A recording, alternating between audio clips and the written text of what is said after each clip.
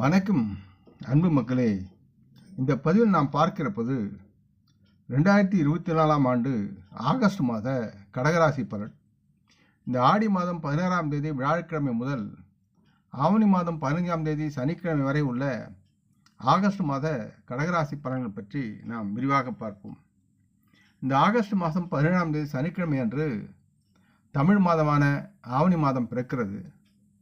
முக்கியமாக அன்பர்களே, முதலில் லைக் செய்து சப்ஸ்கிரைப் செய்வது யாவருக்கும் நன்மையாகும்.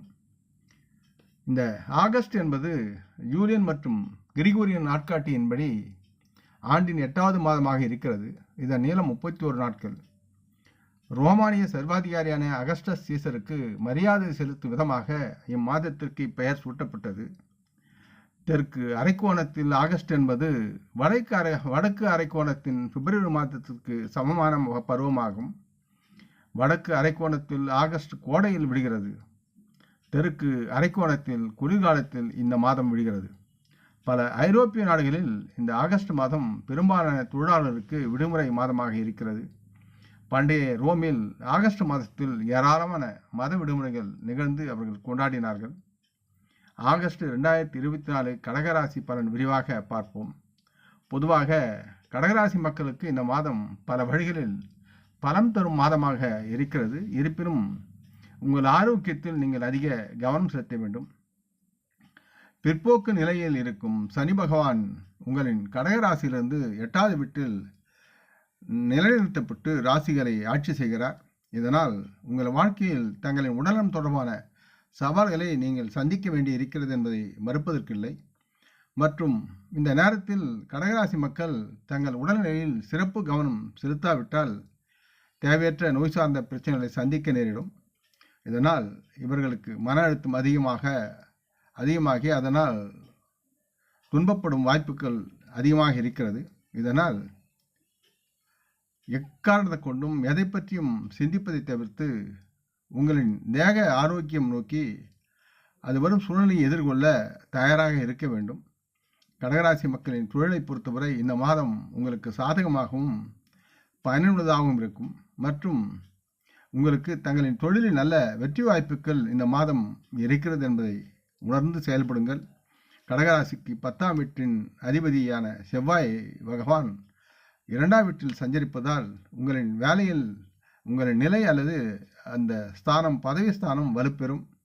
கடகராசி மக்கள் வேலை செய்யும் தங்கள் பணியிடத்தில் தங்களின் மேலதிகாரிகளின் அனுகூலத்தையும் ஆசீர்வாதத்தையும் பெறுவதோடு நல்ல தரமான வேலை உயர் நிலையையும் அடைவீர்கள்.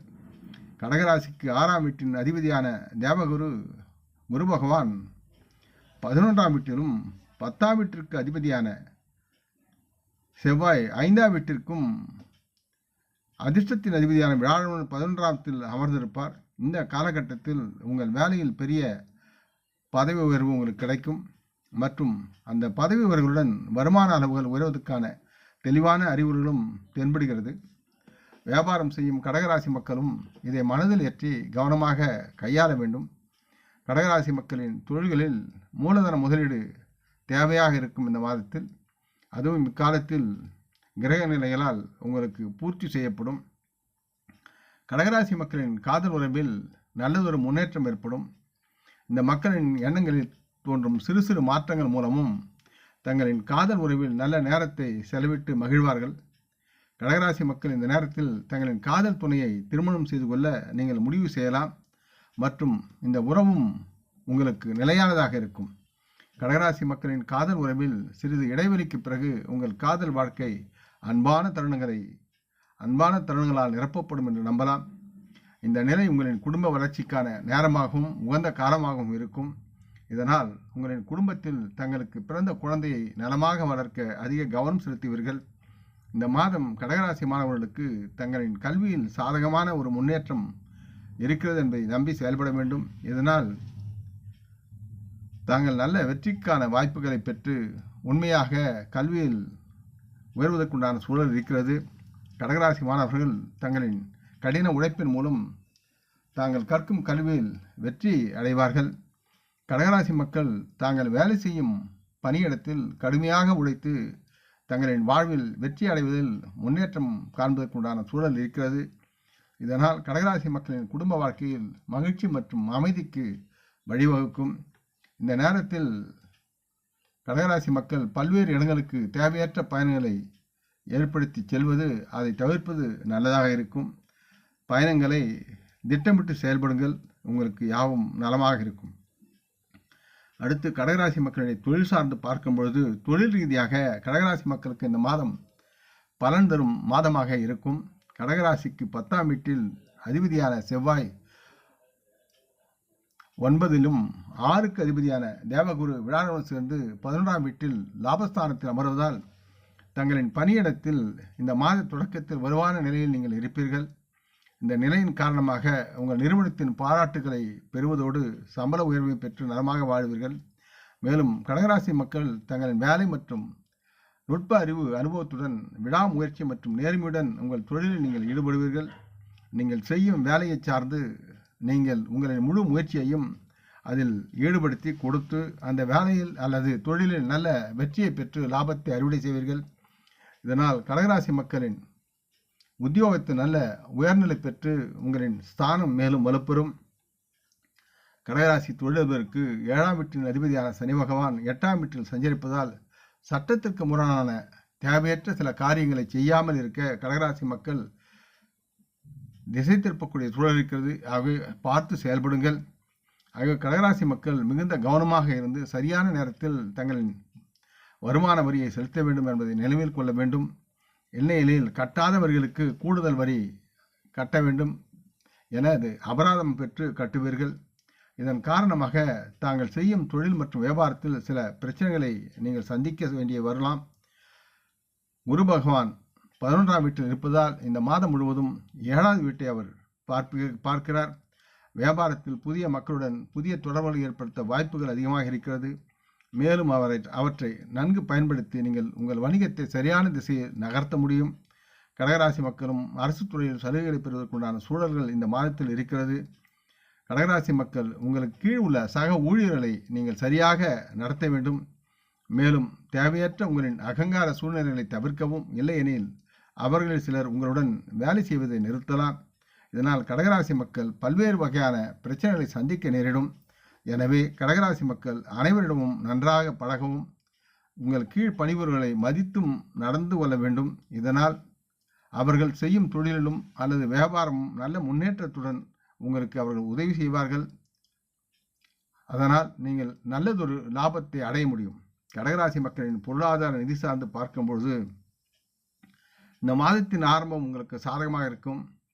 கடகராசிக்கு 2வது வீட்டில் புதனும் சுக்கிரனும் செல்வ செழிப்புக்கு உதவுவதோடு ஒட்டுமொத்த வங்கி இருப்பும் அதிகரிக்கும். அவர்கள் 2வது வீட்டில் இருப்பது தனஸ்தானத்தை குறிக்கிறது. தனம் உங்களுக்கு அதிகமாக வரக்கூடிய தன்மையில் அவர்கள் இருவரும் ஒன்றுபட்டு உழைப்பார்கள்.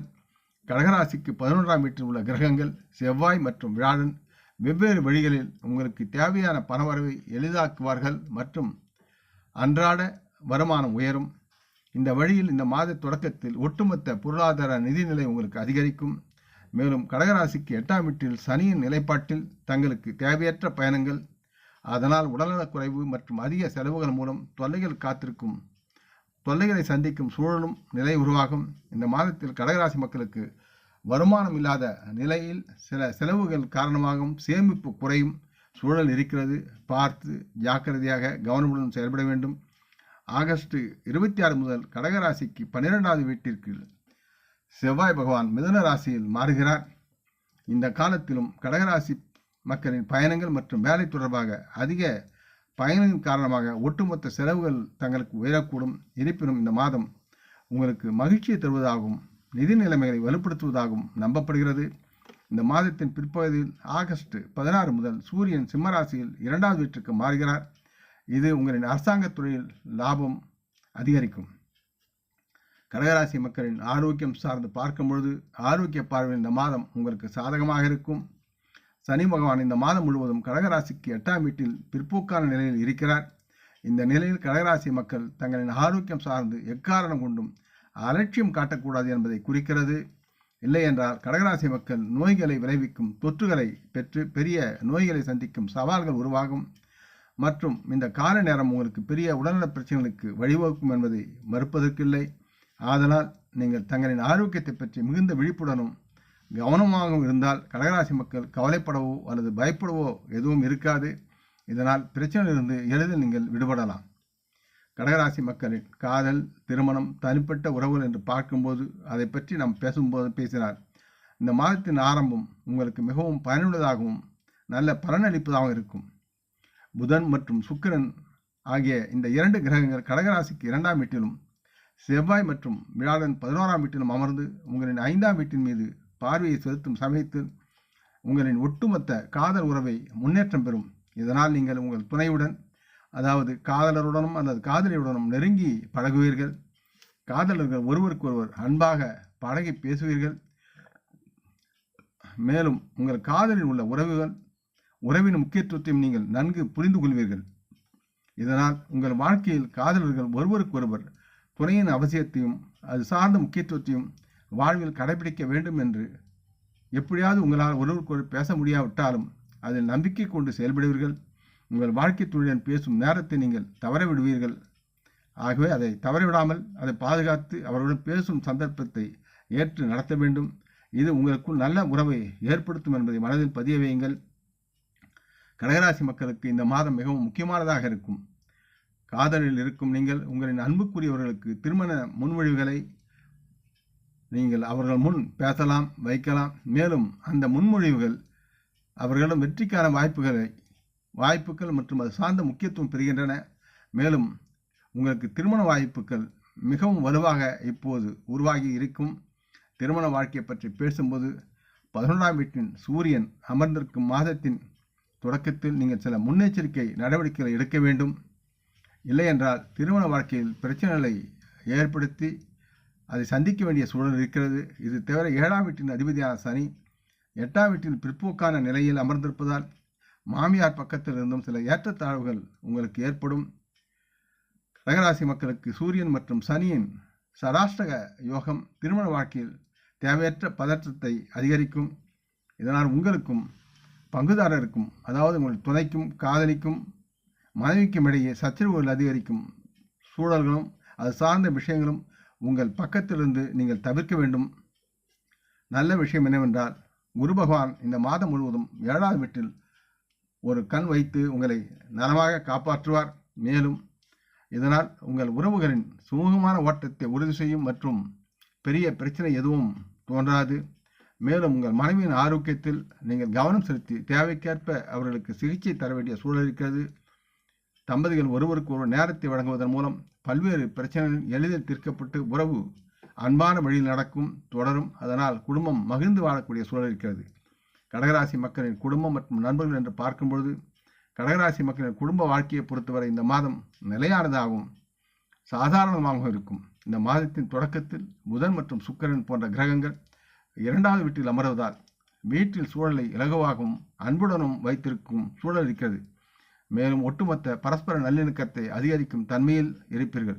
இந்த மாத தொடக்கத்தில் செவ்வாய் உங்களின் 2ஆம் வீட்டின் முழு பார்வையை செலுத்துகிறார். இது உங்கள் குடும்ப உறுப்பினரையே சிறிது சலசலப்பை ஏற்படுத்தும். பிற்போக்கான சனி கடகராசிக்கு 8ஆம் வீட்டில் அமர்ந்து 2ஆம் வீட்டில் தனது பார்வையை செலுத்துவார். இது குடும்ப உறுப்பினரிடையே கசப்பான உரையாடலுக்கு வழிவகுக்கும். ஆகஸ்ட் 22 முதல் புதன் அவர் தன் பிற்போக்கு நிலையை தனது ராசிக்கு திரும்புவார். இதன் காரணமாக கடகராசிக்கு மக்கள் சில விஷயங்களை பின்வாங்க முயற்சிப்பார்கள். இந்த பழக்கத்தை தவிர்த்தால் ராசி வீட்டில் மகிழ்ச்சியும் அமைதியும் நிலவும். 4ஆம் வீட்டின் அதிபதியான சுக்கிரன் இந்த மாத தொடக்கத்தில் 2ஆம் வீட்டில் அமர்வதால் குடும்பத்தில் அமைதியும் மகிழ்ச்சியும் அதிகரிக்கும். இல்லத்தில் சுகபோகமும் மகிழ்ச்சியான சூழ்நிலையும் அதிகரித்து நீங்கள் யாவரும் நலமாக வாழ்வீர்கள். கடகராசி மக்களுக்கு ஆலோசனை என்பது தங்களின் வாழ்க்கையில் நிம்மதியாக நீங்கள் வாழ வேண்டும் என்ற நினைப்பு உங்களுக்கு இருந்தால் முதலில் உங்களின் குடும்பத்தில் அதிக அக்கறையுடனும் அன்புடனும் பரஸ்பர உதவும் உறவுகளை மதித்தும் வாழ்வது கடகராசிக்கு நலமாக வாழ்வார்கள் என்று அறுதியிட்டு கூறலாம். கடகராசி மக்கள் தினமும் சிவபெருமானையும் பார்வதி அன்னையும் ஒரு சேர வழிபட வேண்டும். சனிக்கிழமை அன்று தங்களுடைய ஒரு மண் மடக்கில் எண்ணெயை நிரப்பி நல்லெண்ணெயை நிரப்பி தங்களின் முகத்தை அதில் நீங்கள் பார்த்த பின் அந்த எண்ணெயை ஏழைகளுக்கு தானம் செய்யுங்கள் அல்லது உங்களின் வீட்டு வாசலில் அன்று மாலை தீபமேற்றி மேற்கு நோக்கி அந்த தீபத்தை வையுங்கள். உங்களுடைய தோஷங்கள் யாவும் விலகும். மேலும் எறும்புகளுக்கு இனிப்பும் மாவையும் கலந்து அதை தெளியுங்கள். அதேபோல் மீனுக்கும் தானியத்தை ஊட்டுங்கள். செவ்வாய்க்கிழமைகளில் திருச்செந்தூர் முருகனை துதியுங்கள். யாவும் உங்களுக்கு நலமாக மாறும். நம் முன்னோர்களை மனமோந்து போற்றுவோம். இந்த பதிவை கேட்டு லைக் செய்து சப்ஸ்கிரைப் செய்து பகிரும் அன்பர்கள் யாவரும் வளமுடன் நலமாக தேக திரகாத்திராயில் ஆரோக்கியத்துடன் சகலவிதமான தனதானிய ஆவராணி ஐஸ்வர்யை பெற்று சர்வகாரிய ஜெயத்துடன் வாழ்வாங்கு வாழ வேண்டும் என்று இறைவன் பாதம் பணிகின்றேன். வணக்கம். நன்றி.